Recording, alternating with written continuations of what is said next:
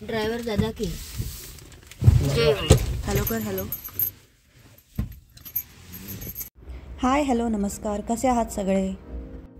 तर मंडळी, आमच्या कमीत कमी 4 ट्रिप प्लॅन करून कॅन्सल झाल्यानंतर ही अचानकमध्ये भयानक अशी ट्रिप प्लॅन झालेली आहे आणि आज आम्ही निघालो आहोत वाईसाठी. सातारा जिल्ह्याच्या उत्तरेकडे कृष्णा नदीच्या काठावर वसलेले हे वाई शहर पेशव्यांच्या काळामध्ये नावारूपाला आले. सह्याद्रीच्या डोंगररांगांच्या कुशीत वसलेले हे गाव असल्यामुळे इथे जायचा रस्ताही अगदी सुंदर घाटाघाटाचा नागमोडी वळणाचा आहे. स्वतःचं वाहन घेऊन निघालोय आणि ते पण एक्सप्रेस वेने, आणि तरी पण मध्ये मिसळपावचा ब्रेक नाही घेतला असं होणं तर शक्यच नाही आहे. सातारा हायवेला तुम्हाला बऱ्याच ठिकाणी जोगेश्वरी मिसळ दिसेल. इथली मिसळ आणि इकडची मटकी भेळ अतिशय फेमस आहे. इकडच्या चविष्ट आणि एकदम झणझणीत मिसळचा आस्वाद घेऊन आम्ही आमच्या पुढच्या प्रवासाला निघालो. प्राइसेस वगैरह सब मालूम है उसको, बट वो मैच नहीं कर पाएगा ना दोनों का प्राइस. दुपारी जवळपास 11:30 ते 12च्या दरम्यान आम्ही वाई शहरात पोहोचलो. आता आम्ही चाललो आहे नाना फडणवीसांचा वाडा बघायला. गाडी पार्क केली आणि आता आपण जाऊया.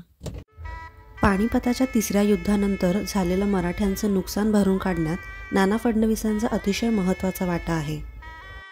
आपल्या हयातीत ते इंग्रजांना मराठ्यांपासून दूर ठेवण्यात यशस्वी झाले होते.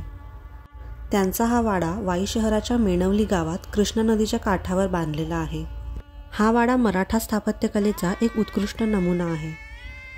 येथील लाकडी आणि दगडी बांधकाम, भिंतीवरची चित्रे पाहताना आपण अगदी पेशवे काळात वावरत असल्याचा फील येतो.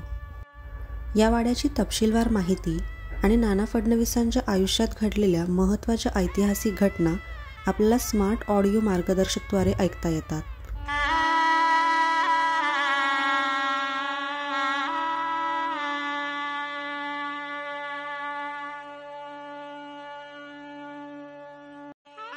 वाड्याच्या मागच्या बाजूला कृष्णा नदीचा मेणवली घाट दिसतो. इथे मेणेश्वराचे, लक्ष्मी वासुदेवाचे मंदिर आहे. वसईच्या युद्धात जिंकलेली ही घंटा सुद्धा एक आकर्षणाचा विषय आहे. इथे स्वदेश, बाजीराव मस्तानी सारख्या अनेक फिल्म्सचे शूटिंग देखील झालेले आहे. तर मंडळी, तुम्ही सुद्धा या वाड्याला एकदा नक्की भेट द्या. हा होता आमचा वाईमधला पहिला दिवस.